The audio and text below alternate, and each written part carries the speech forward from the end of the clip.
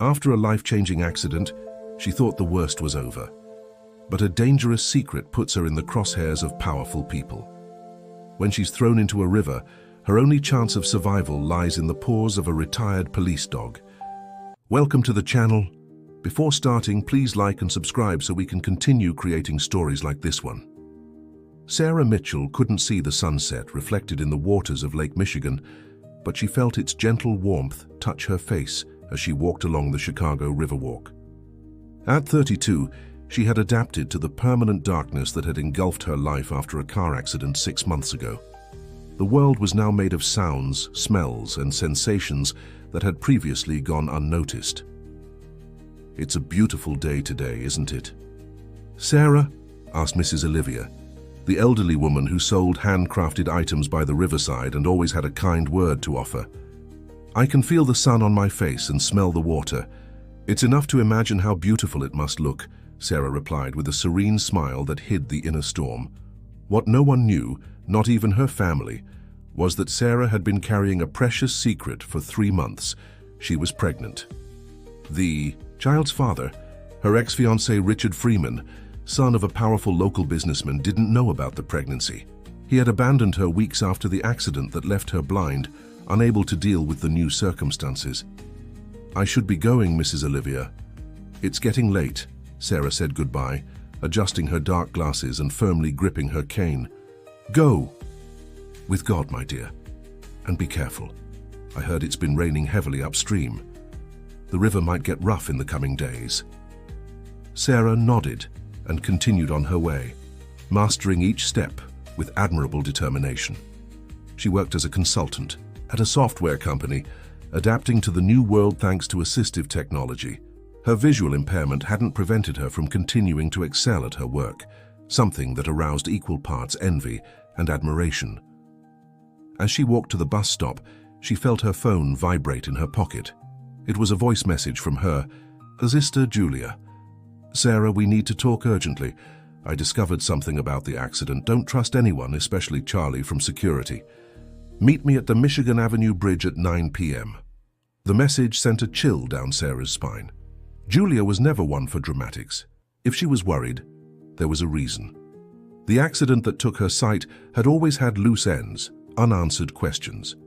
The investigation had been quickly closed, classified as a case of reckless driving, although Sarah knew she was sober and obeying all traffic laws on that fateful night.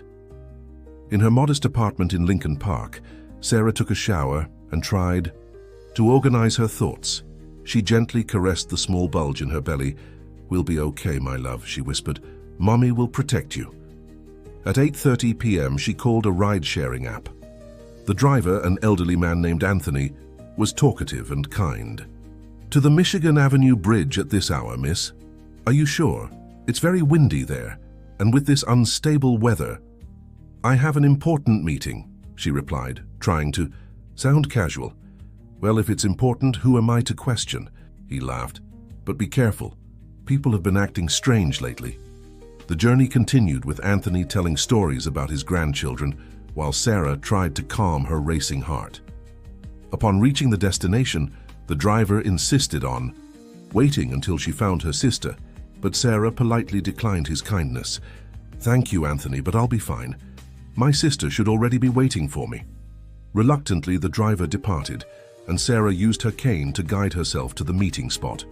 The wind was stronger than expected, whipping her long black hair. The sounds of the agitated river below mingled with the distant noise of cars crossing the bridge. Julia was late, something unusual for someone so punctual. Suddenly, Sarah heard footsteps. They weren't Julia's light and hurried steps, but heavy and determined ones. "Julia?" she called hesitantly. "Your sister won't be coming," replied a male voice that she immediately recognized. It was Charlie, the head of security at the company where she worked. The same Charlie that Julia's message had mentioned not to trust. "Charlie? What are you doing here? Where's my sister?" "Your sister is fine, Sarah. She doesn't even know you're here. I was the one who sent the message from her phone." Sarah's blood ran cold. Instinctively, she took a step back, holding her cane tightly. "What do you want?" she asked, trying to disguise the fear in her voice. I want what you accidentally recorded that night before the accident. I know you have a copy." Sarah felt the world spin around her. The recording, so that was it. On the night of the accident, she had accidentally activated her phone's recorder while in the company parking lot. She had recorded a conversation between Charlie and Richard's father discussing the diversion of millions in inflated contracts. Was that why her car had been sabotaged? "I don't know what you're talking about," she lied, buying time. "Don't play dumb. Sarah, you may not see, but you know very well what I'm talking about. That recording could destroy many important lives. Where is it?" Sarah realized she was in danger. Her current phone didn't have the recording. She had stored it in an encrypted email sent to herself for safety. "It's in a safe place. If anything happens to me, several people will automatically receive it." Charlie laughed, a cold sound that made Sarah shudder. Smart, but not smart enough. Sarah felt strong hands grab her arms. The smell of expensive cologne invaded her nostrils as she was dragged. "Please." "Charlie, I'm pregnant," she pleaded, desperate.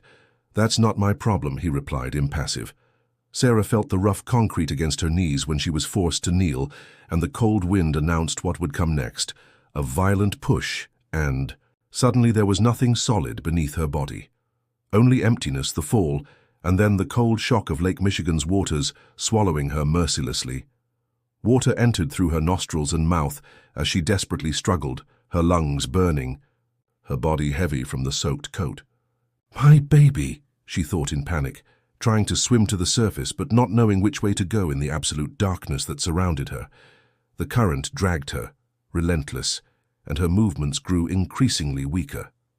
At the moment when her strength was fading and consciousness began to leave her, something unexpected touched her hand, something warm and alive amid the deadly cold waters. Firm but careful teeth grabbed her wrist with surprising determination, pulling her in a direction she hoped was salvation. An hour before Sarah was thrown into the agitated waters of Lake Michigan, Sergeant Ryan Sullivan was doing his night rounds with Rex, his inseparable canine partner. Rex wasn't just any dog. He was a 5-year-old Belgian Malinois, a specialist in search and rescue, with a nose that had already solved cases that seemed impossible. "Restless today, partner?" asked Ryan, noticing how Rex pulled on the leash more than usual as they walked near the shoreline. Ryan, a 42-year-old man with a face marked by emotional scars deeper than the physical ones, wasn't known for his empathy. 20 years in law enforcement had hardened his heart. Divorced for 7 years, he lived alone with Rex, his only loyal companion.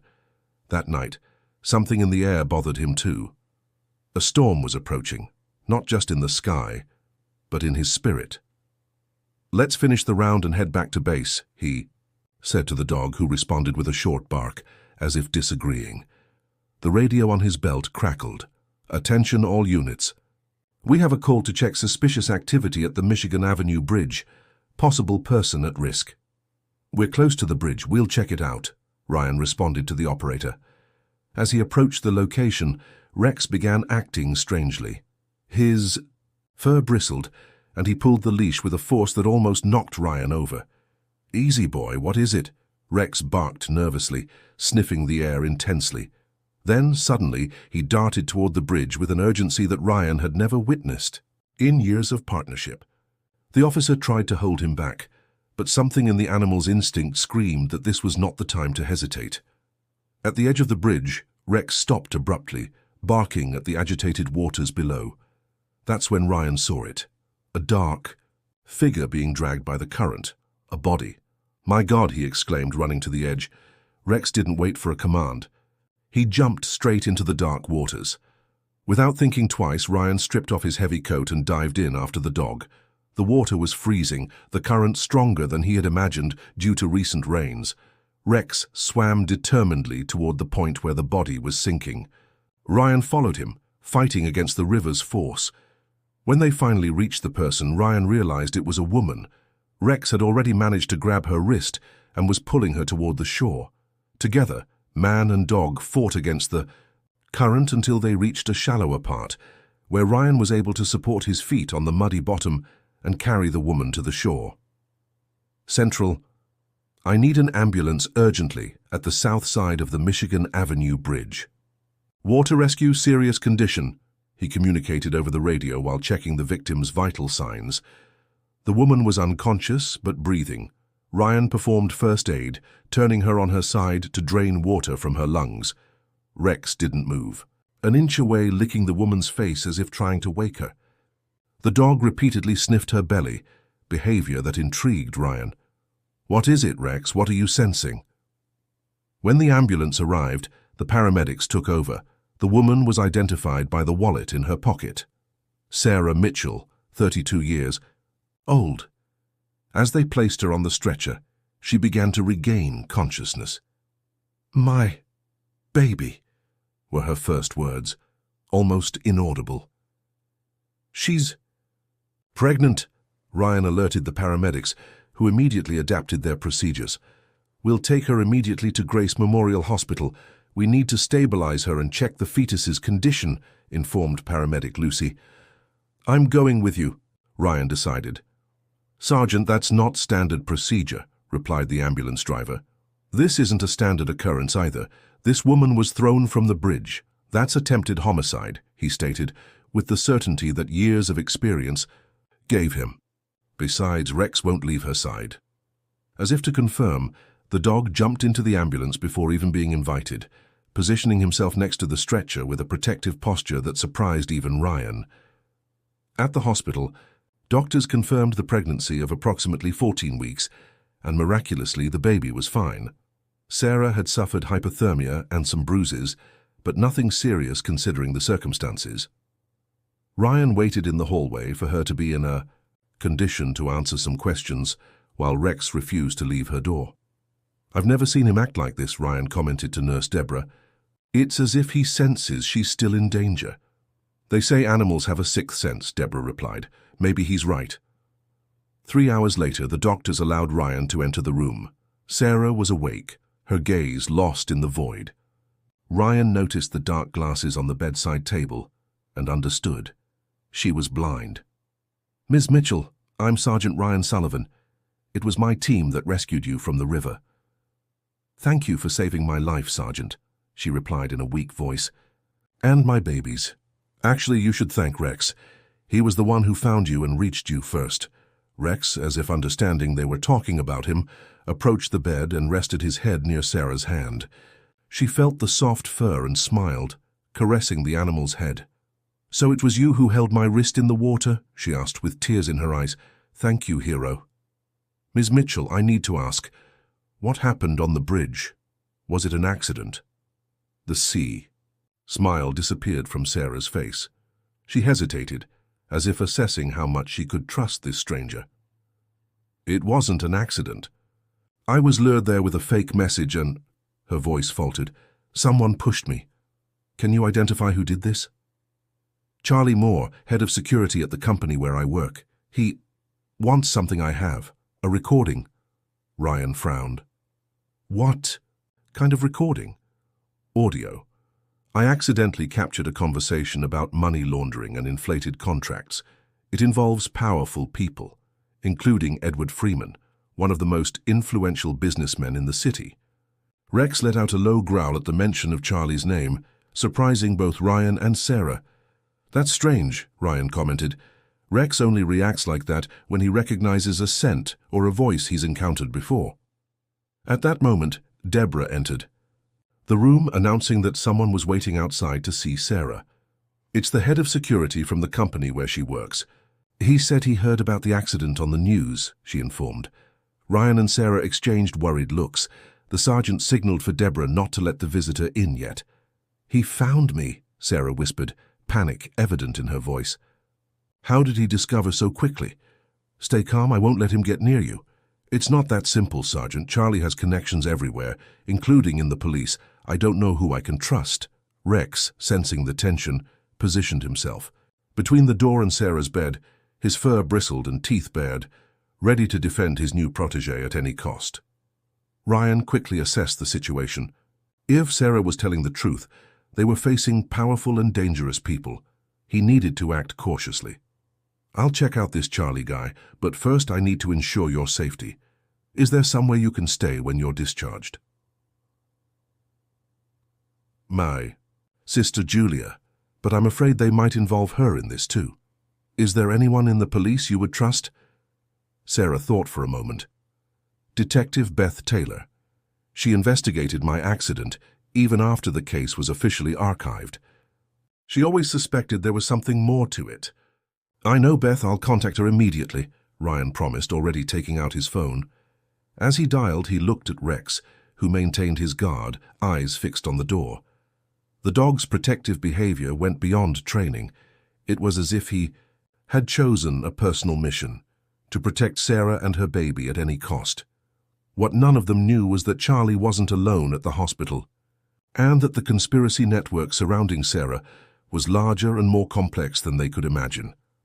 Detective Beth Taylor arrived at Grace Memorial Hospital 40 minutes after Ryan's call. Tall African-American, with curly hair tied in a firm bun, her presence commanded immediate respect.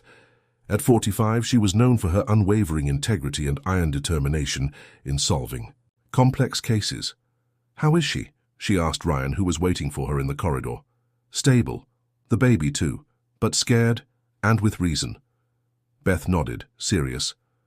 And this Charlie Moore? Already gone. Said he'd come back tomorrow. I managed to keep him away from the room by claiming she was sedated and incommunicado. Good work, Sullivan. Now tell me everything you know. While Ryan related the details of the rescue and the conversation with Sarah, Rex remained in the room, lying beside the bed like an ancient guardian, refusing to leave his post, even when a nurse tried to convince him to leave. Interesting, Beth commented after hearing the whole story. The accident that left Sarah blind never seemed like a simple case of reckless driving to me. There were marks of tampering with the brake system, but the evidence mysteriously disappeared from the depository before we could deepen the investigation. Do you believe she's telling the truth about the recording? We'll find out. In the room, Sarah woke from a light sleep to the sound of the door opening. Even without sight, she sensed that two people were entering.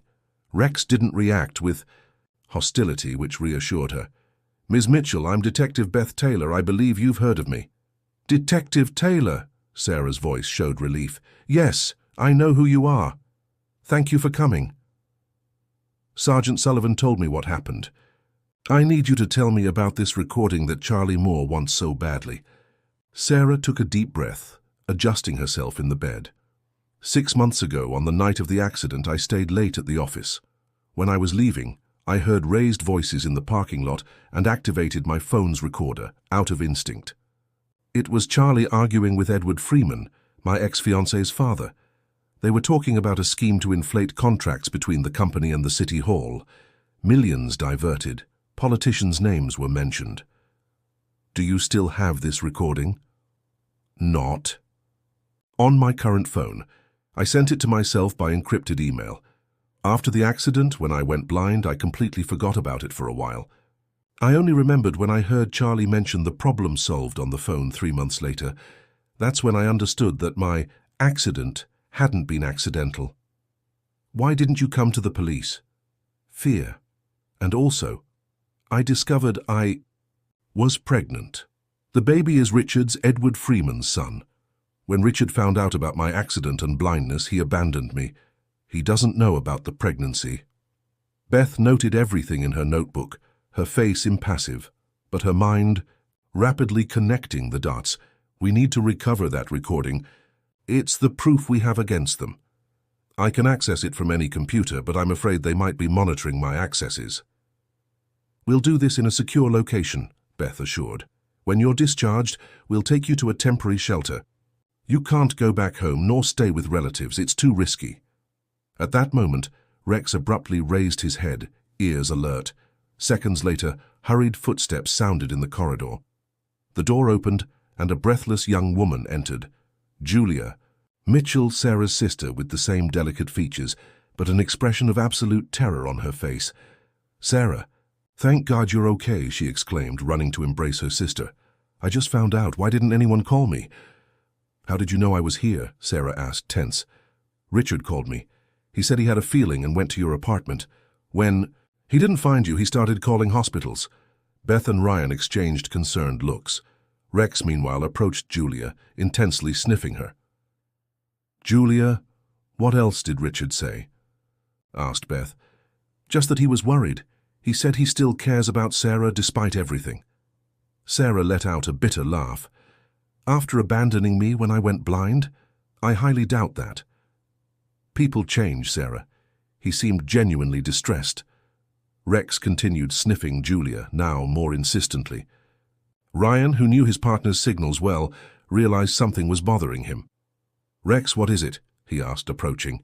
The dog then turned to Julia's bag and began to bark. Beth, with the experience of years of investigation, didn't hesitate. "Ms. Julia, please open your bag." "What? Why?" Julia seemed confused. "It's just a security procedure. Please cooperate." Reluctantly, Julia opened her bag.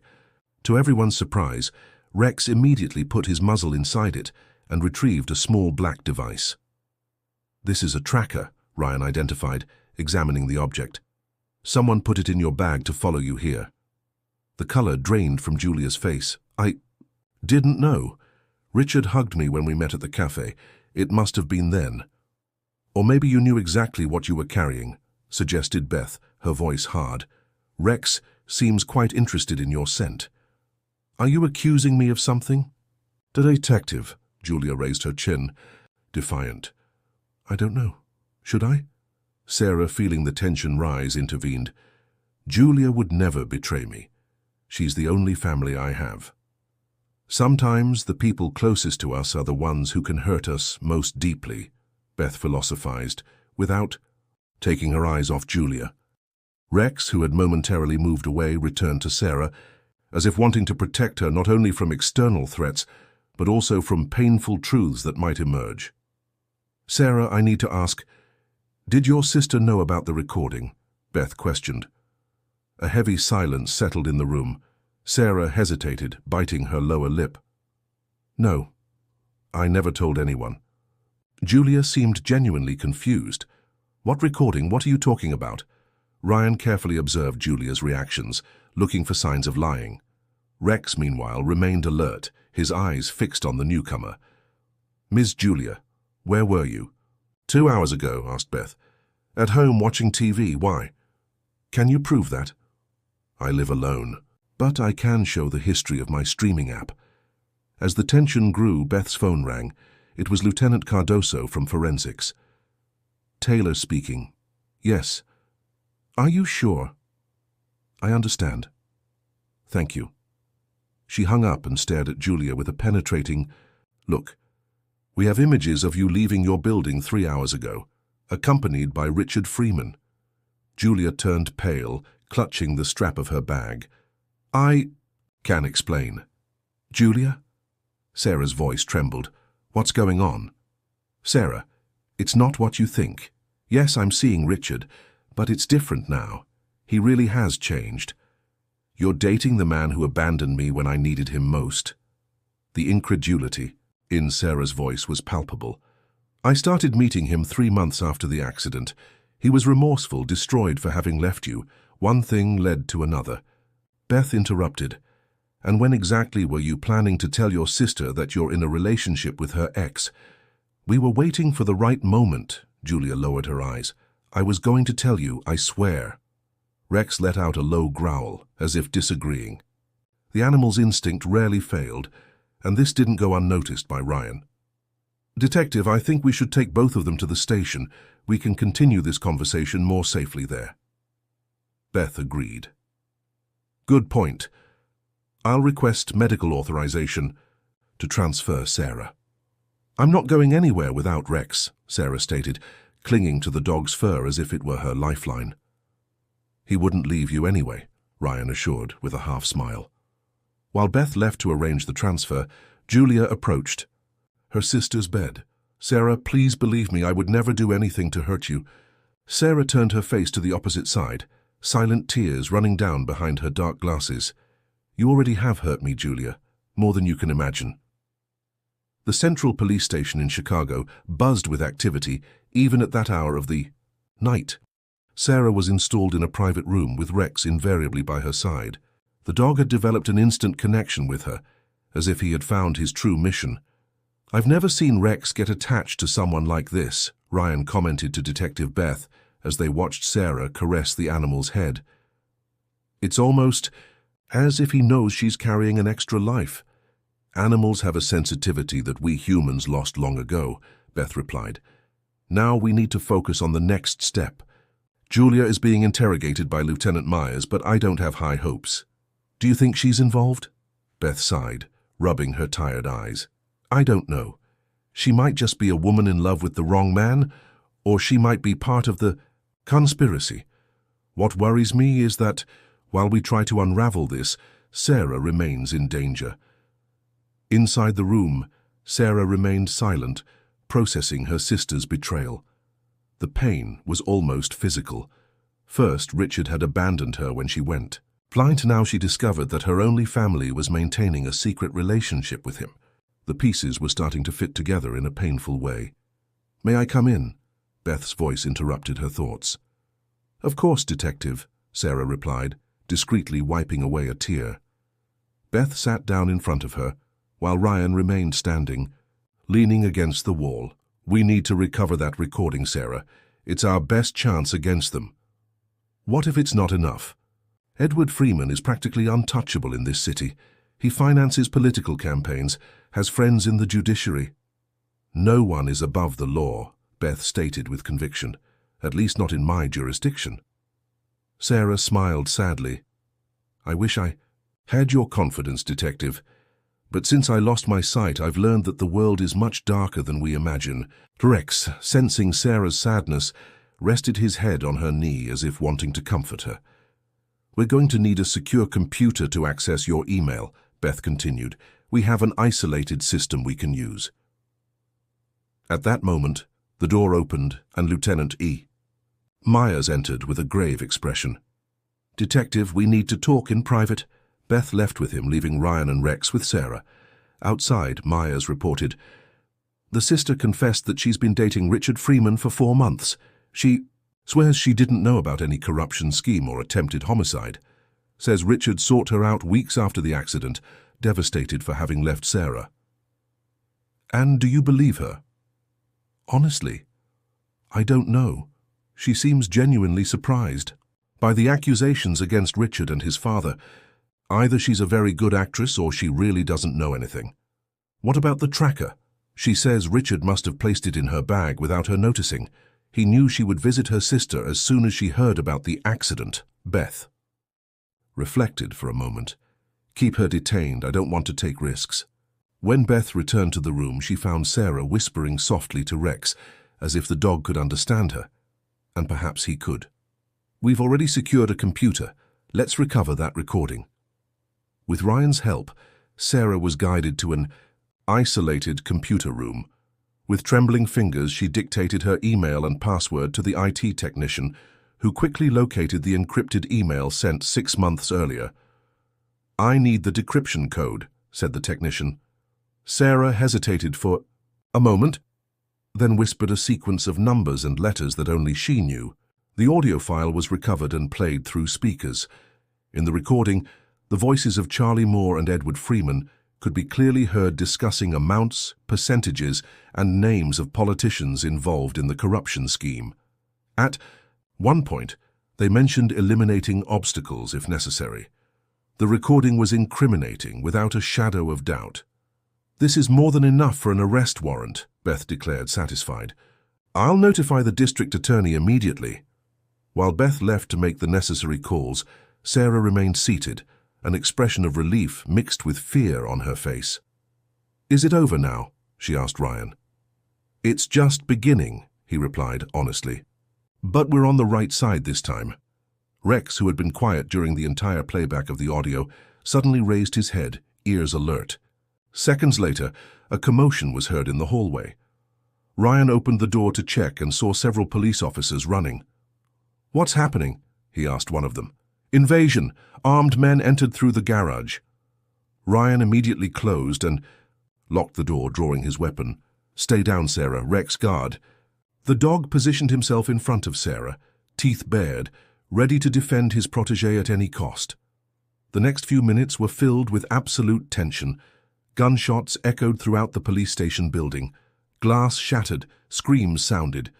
Ryan maintained a defensive position, ready to face anyone who tried to enter. Then silence, followed by footsteps slowly approaching the door. Firm knocks. "Sullivan, it's me, Beth, open up." Ryan hesitated, looking at Rex. The dog showed no aggression, which reassured him. He opened the door, and Beth entered, accompanied by 3 heavily armed police officers.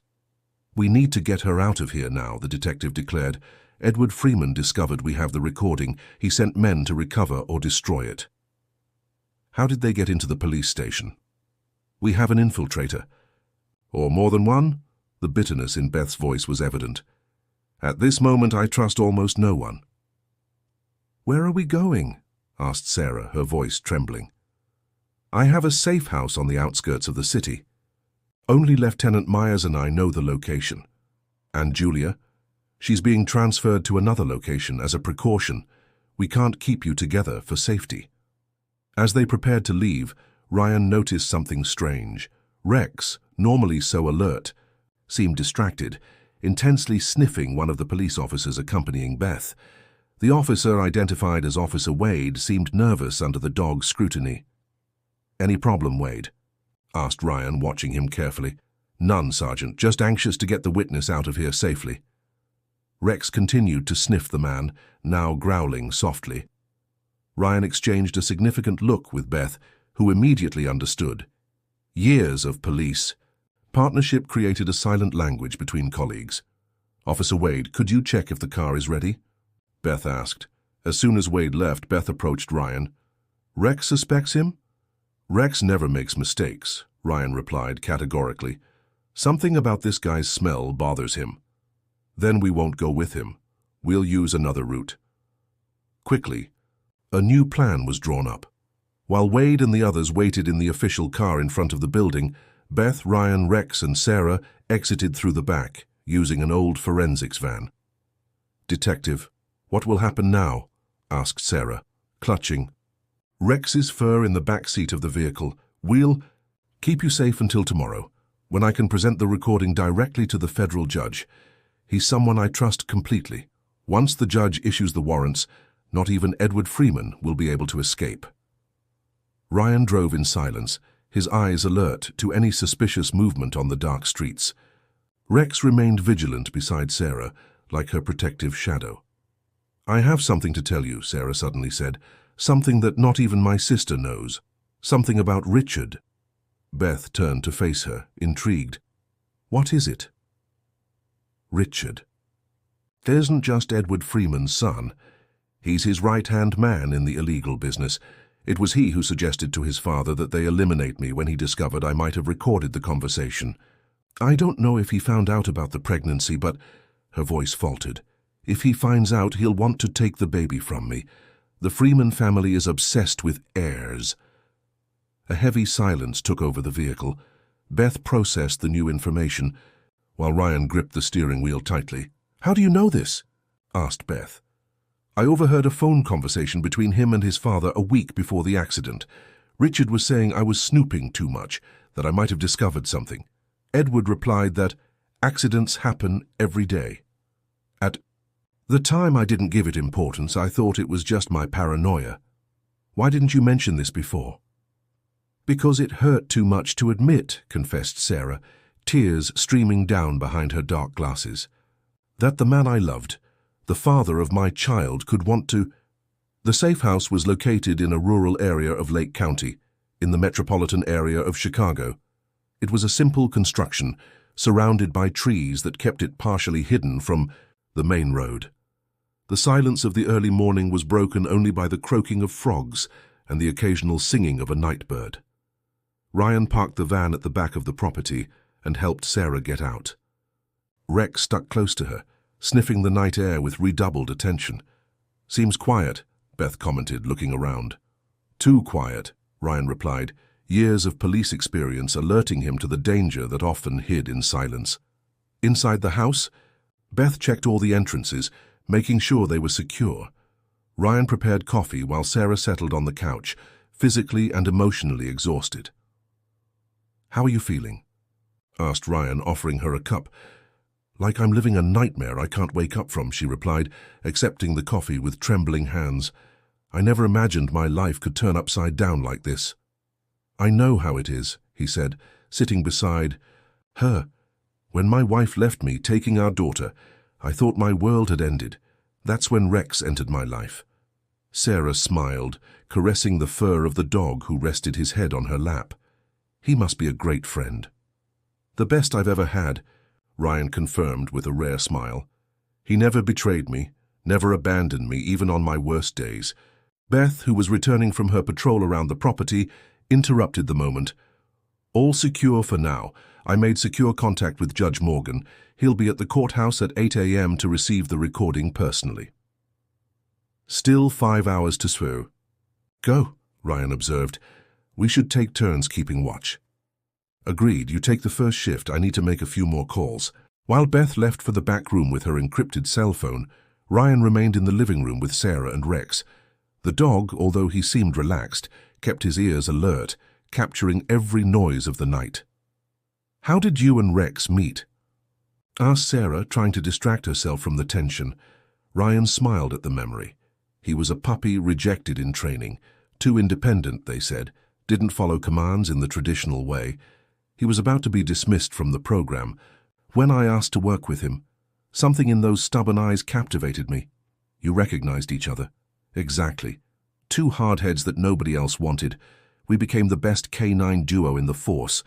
Rex has an incredible nose and an almost supernatural intuition. I noticed he found me in the river in the dark while I was sinking.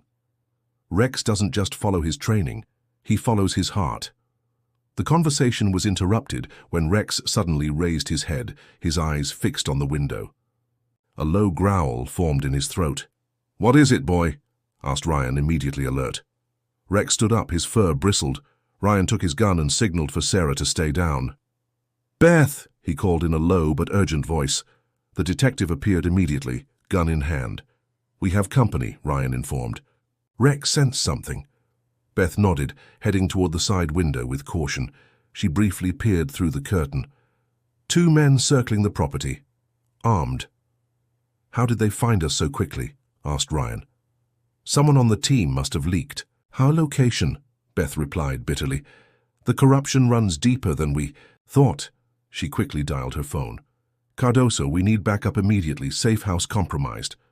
Lieutenant Cardoso from forensics was one of the few Beth still trusted. Meanwhile, Ryan led Sarah to the back room, which had an emergency exit. "We need to get you out of here," he said. "Rex, guard." The dog positioned himself next to Sarah, ready to defend her. Beth joined them, concerned. "Backup will arrive in 15 minutes. We need to buy time." "From the sound of the footsteps, there are only 2 men," Ryan observed. "We can handle them. Don't underestimate Edward Freeman. He may have sent his best men." The sound of breaking glass in the living room indicated that the intruders had entered. Ryan and Beth exchanged tense looks. "Plan B," Beth decided. "Go with Sarah and Rex through the back passage. There's a trail that leads to the secondary road. Follow it for about 200 yards, and you'll find a fisherman's cabin. Wait, there for backup. And you? I'll delay them." "I won't leave you alone," Ryan protested. "That's an order, Sergeant." Beth was inflexible. "The priority is to protect Sarah and the recording." Ryan hesitated, but knew she was right. He nodded reluctantly and guided Sarah to the back exit, with Rex leading the way. As soon as they stepped into the dark night, they heard gunshots inside the house. Sarah shuddered, but Ryan kept her moving. "Detective Taylor knows how to take care of herself," he assured, though his voice betrayed concern. Rex guided them along the dark trail with incredible confidence, as if he could see in the dark. The dog occasionally stopped, sniffing the air, ensuring the path was safe. They reached the small fisherman's cabin after 10 minutes of tense walking. It was a rustic construction, with a single window and door. Ryan checked the interior before allowing Sarah to enter. "Seems safe. We'll wait here." Sarah sat on a wooden stool, exhausted. Rex remained vigilant, his ears attentive to any suspicious sound. "Do you think Detective Taylor is okay?" asked Sarah, concerned. "Beth is the toughest cop I know. She'll be fine." Hardly had Ryan finished speaking when Rex barked, alerting them. Footsteps were approaching. Ryan raised his weapon, positioning himself at the door. "Ryan? It's me, Beth," the familiar voice sounded in the darkness. Ryan relaxed for a moment, but Rex remained tense, growling softly. Something was wrong. "Rex, what is it?" At that instant, the door violently opened, revealing not just Beth but also Richard Freeman, who held a gun pointed at the detective's head. "Lower your weapon, Sullivan, or the detective dies," ordered Richard. Sarah, recognizing her ex-fiancé's voice, turned pale. "Richard, what have you done?" "What was necessary, my love," he replied with disturbing calmness. "I didn't intend to get to this point, but you left me no choice." Ryan, keeping his gun aimed, assessed the possibilities. Rex, meanwhile, remained crouched, ready to attack. At the slightest signal. "Lower your weapon, Sullivan," Richard repeated. "I don't want blood in this story. I just want the recording." "To protect your corrupt father?" asked Ryan without lowering his gun. "To protect the family, and that includes the child Sarah is expecting. My child." Sarah let out a surprised sigh. "Hattie, Julia told me," Richard answered. "She's been very useful, although she didn't know exactly what for." "You used her," Sarah accused, the pain of betrayal mixed with anger. "I prefer to say I created an advantageous alliance. She got a rich and attentive boyfriend, and I gained access to information about you." "You monster!" exclaimed Sarah. "How could I have loved someone like you?" Richard smiled, impassive. "Love makes us blind, doesn't it? In your case, literally." Beth, still at gunpoint, remained calm, her gaze fixed on Ryan, silently communicating something. "The recording, Sarah," Richard demanded. "Where is it?" "It no longer matters. Copies have been sent to the district attorney and the FBI," she lied with surprising firmness. Richard's expression changed, revealing concern. "You're bluffing." "Do you really think we would leave all the evidence in one place?" Beth intervened. "We're police officers, not amateurs." Richard's hesitation was all Rex needed. With a quick movement, the dog lunged forward, seizing the arm holding the gun. Richard screamed in pain, releasing Beth and the gun simultaneously. Beth immediately moved away, drawing a backup weapon she kept at her ankle. Ryan advanced, immobilizing Richard on the floor while Rex maintained his grip, firm but controlled. "It's over, Freeman," Ryan declared, handcuffing him. "And this time not all your father's money will save you." "You don't understand," grunted Richard, his face contorted with pain. "My father has people everywhere. Judges, prosecutors, politicians. You're marked forever." "Not anymore," Beth stated, showing her phone. "I just sent the recording to the FBI's whistleblower channel, and the confession you just made. That's recorded too. In a few minutes, it will be impossible to cover up the case." The sound of helicopters approaching confirmed her words. Backup had arrived, not just with local police, but also with federal agents Beth had secretly contacted. "You're smarter than we thought, Detective," Richard admitted, defeated. "No, just more honest." As the helicopter landed in a nearby clearing, illuminating the night with its powerful spotlights, Sarah knelt beside Rex, hugging him as if her life depended on it. The dog gently licked her face, as if promising that everything would be all right. Tausos, 6 months later, the courtroom of the federal court was packed. The trial of Edward and Richard Freeman for the corruption scheme and attempted homicide had become the biggest anti-corruption case in the recent history of Illinois. Charlie Moore and 12 other people, including politicians and businessmen, were also in the dock. Sarah, with her 9-month belly visible under the blue dress, waited to give her final testimony. By her side, inseparable as always, was Rex, now officially registered as her guide dog and protector. Ryan and Beth, seated just behind, watched with pride. The hard battle against the corrupt system was finally coming to an end. "How are you feeling?" asked Ryan softly. "Nervous, but ready," Sarah replied, caressing her belly. "Emma is restless today." "She knows it's an important day," Ryan smiled. The relationship between them had evolved over the past months.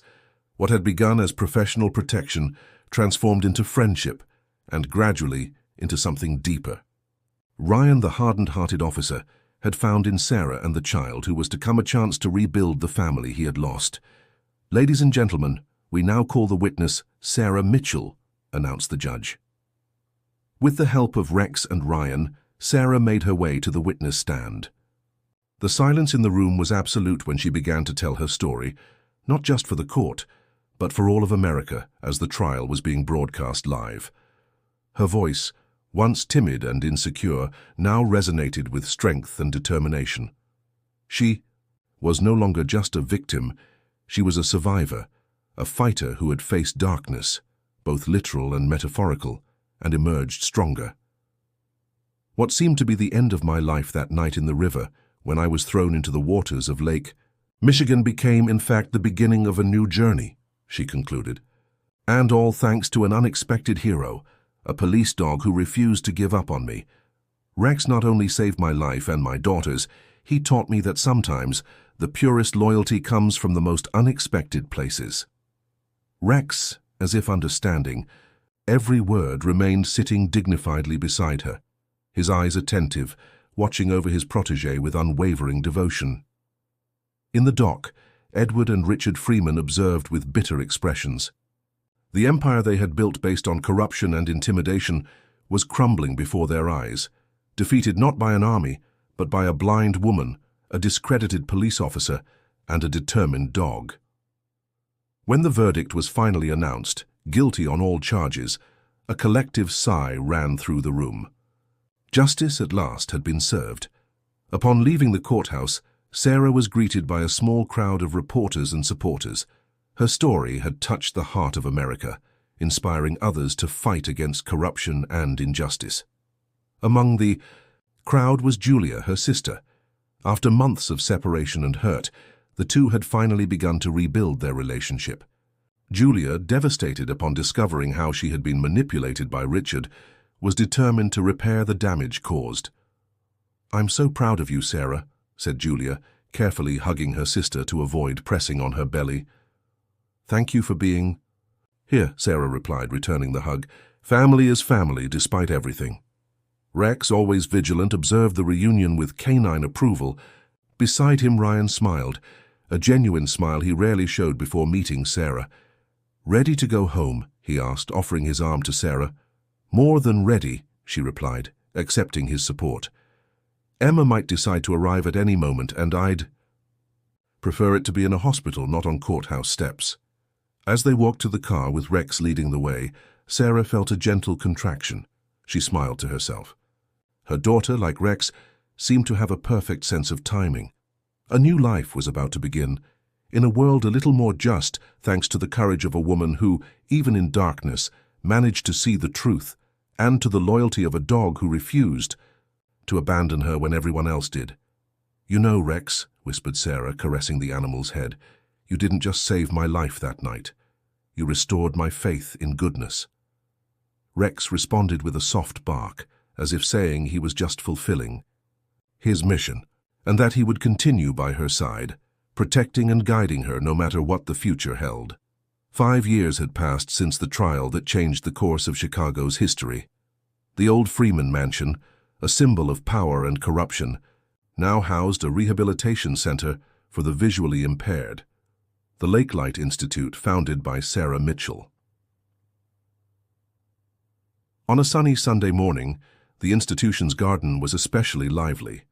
Children ran across the well-kept lawn, while adults chatted casually in small groups. It was the 5th anniversary of the institute, and also Emma's birthday, Sarah's daughter. "Mom, can Rex wear the birthday hat I made for him?" asked Emma, a girl with vibrant brown eyes and dark curls that framed a determined little face. "If he allows it, my love," Sarah replied, smiling in the direction of her daughter's voice. Rex, now 10 years old, maintained the same attentive posture, although some white hairs had appeared on his muzzle. The dog patiently allowed little Emma to place a colorful hat on his head, to the delight of the other children. "He's the most patient dog in the world," commented Julia, approaching with a tray of lemonades. "Emma is lucky to have such a dedicated guardian." The relationship between the sisters had been gradually rebuilt over the years. Julia, initially devastated by having been manipulated by Richard, had found redemption by dedicating herself fully to the Institute, where she worked as an administrative coordinator. "It's not just Emma who's lucky," Sarah replied, extending her hand to find her sisters. "We all are." On the other side of the garden, Ryan observed the scene with a serene smile. He had left the police force 3 years earlier to dedicate himself to training assistance dogs, including guide dogs for the visually impaired. The Lake Light Institute had become his second home, and Sarah and Emma his family. "Thinking about life, Sullivan?" Beth Taylor's voice interrupted his thoughts. "Just appreciating what we've accomplished," he replied, as the former detective joined him on the garden bench. Beth, now the State Secretary of Public Safety, proudly carried the scars of the battle against corruption.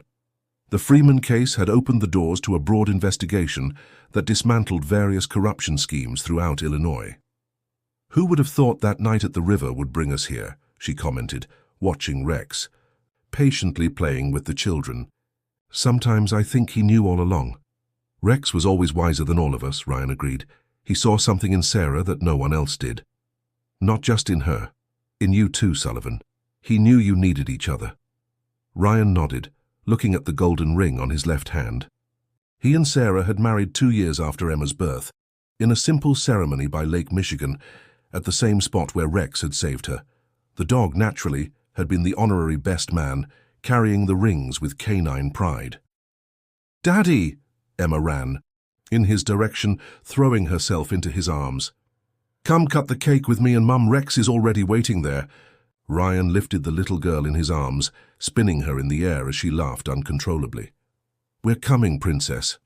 As they walked toward the cake table, where Sarah already waited, guided by Rex, Ryan reflected on how life could completely change in an instant. The tragedy that had almost taken Sarah from this world ended up uniting unlikely people and creating a family where before there had only been solitude. Mrs. Olivia, the elderly craft seller from the Riverwalk, who always had a kind word for Sarah, was now a constant presence at the Institute, teaching crafts to the students. "I always knew that girl had her own light, even when she couldn't see," she commented to Julia, watching Sarah smile as she adjusted her dark glasses. "Sometimes darkness teaches us to value the inner light." At the center of the party, the family gathered around the cake symbolized a new era. Emma, born of adversity, was growing strong and compassionate, with the same determined spirit as Ayn, her mother. Sarah, who had overcome both blindness and betrayal, now helped dozens of other people find their way in the darkness. Ryan, once a lonely and hardened man, had discovered the love and parenthood he thought he would never experience again. And Rex, the silent hero of the entire story, remained vigilant as always, ready to protect his extended family at any cost.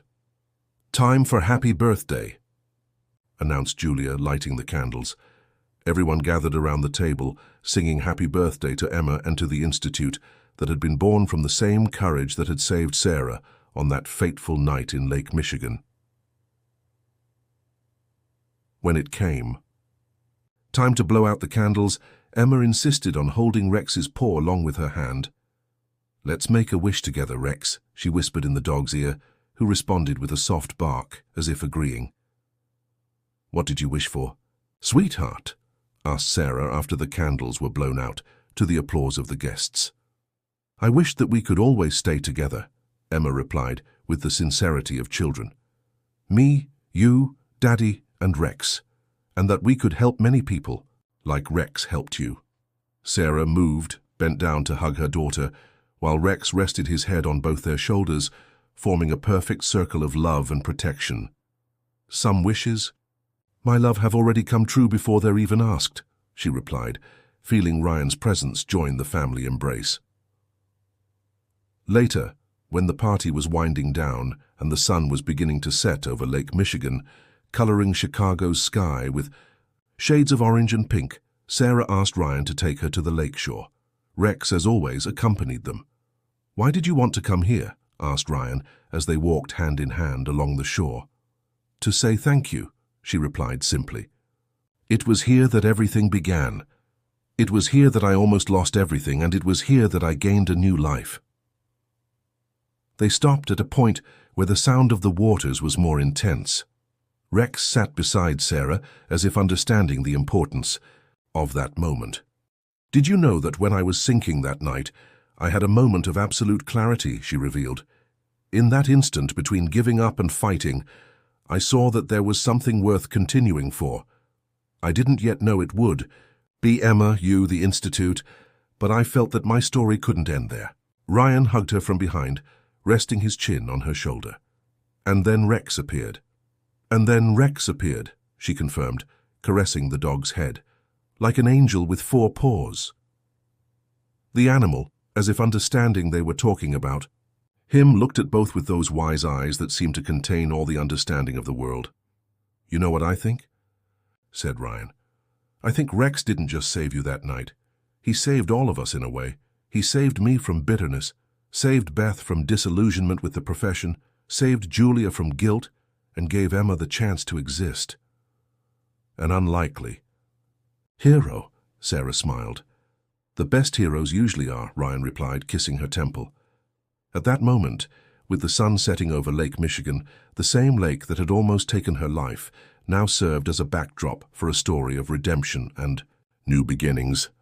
The darkness that had taken over her vision hadn't been able to extinguish the inner light that guided her, and that now illuminated the path of so many other people through the Institute. Rex, perhaps sensing the weight of the moment, let out a soft bark, as if wanting to say he was proud of his human family and the journey they had traveled together.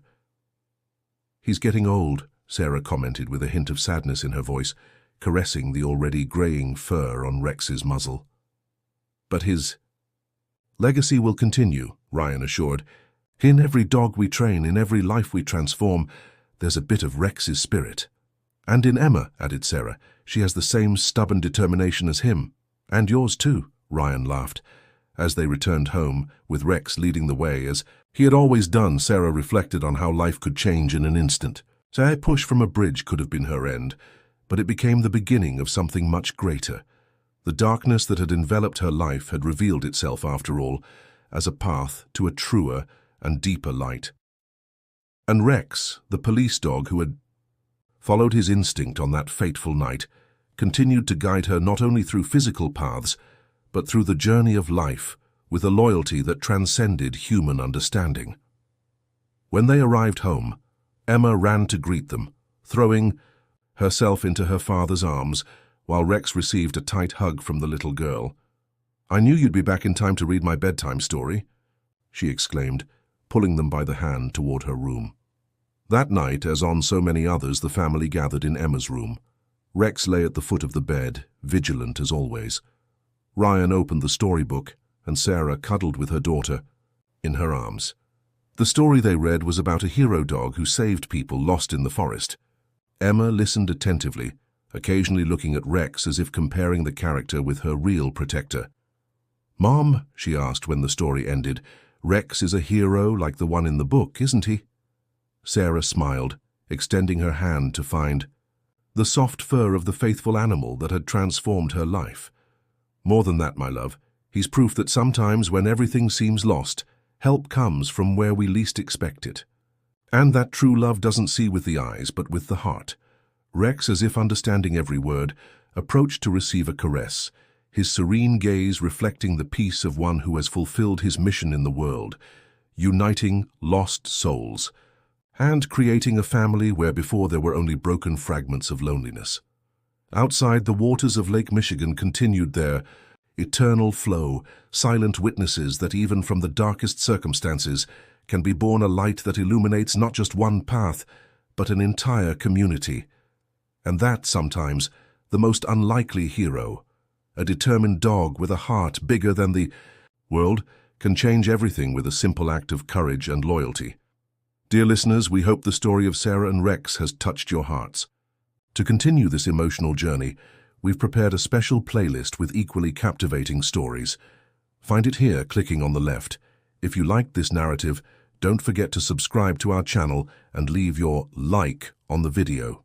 Every day we bring unique stories that explore the complexity of life and the power of hope. Don't miss our upcoming content. We await you in the comments.